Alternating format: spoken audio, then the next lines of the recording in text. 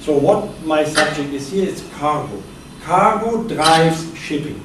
It's first the need, then the need to ship cargo, and then what is the optimum vessel to it. So for you to understand shipping, you should understand cargoes first. But before we go into this, I promised you a little bit about myself as a role model, so that you can see what is possible for you as well in the shipping industry. So a little bit about myself. As I said, my name is Eugen Adami. I was born in 1961 in West Germany. My father was also a captain. And he did not sail for his entire life because family at one point dictated him to stay home. And that was when my elder sister died in a sad accident while my father was 60 kilometers away from the home place on board of a ship.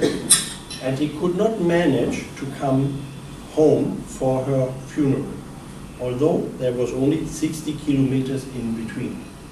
But Germany in the early 60s was not like as it is today. And 60 kilometers was a huge distance. So my father decided to take up an opportunity to start teaching in the Maritime Academy in the home place, and he left the ships. I had the opportunity afterwards to be a student of my father. This was a bad thing, because never mind how good I was in the exams, I never got the full marks. My father always said, "You are my son, you will always be a little bit downgraded, so prove yourself to the others." But you can see here that we are following an industry by generations. And that is the area in West Germany from where I'm coming is an area which has lived out of shipping for centuries. So our little area in West Germany until today produces the most captains and the most engineers in the entire Germany. Of course, I had also a mum, and my mum was working in a laboratory all her life.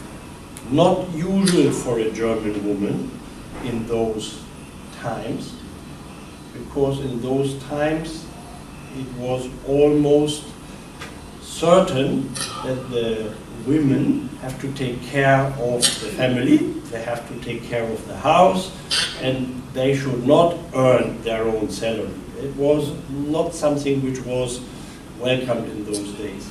But we were a modern family, and my mom did that. So you can see from here that I'm not coming from a wealthy family. I had brothers, I had sisters, but I am a very wealthy person, because what I got from my parents is education. And the education is not helping me in my job. The education is helping me in my day-to-day life. The way how I think, the way how I deal with problems, the way how I educate my children is education. And this is wealth which nobody can measure in dollars and in euros. So I'm thankful to my father and my mother. And there is one thing which I want you to take home out of this. And that is, whatever you have learned is because somebody mentored you. Somebody enriched your knowledge. Somebody added value in you. Okay? You have an obligation to do the same thing to the next generation.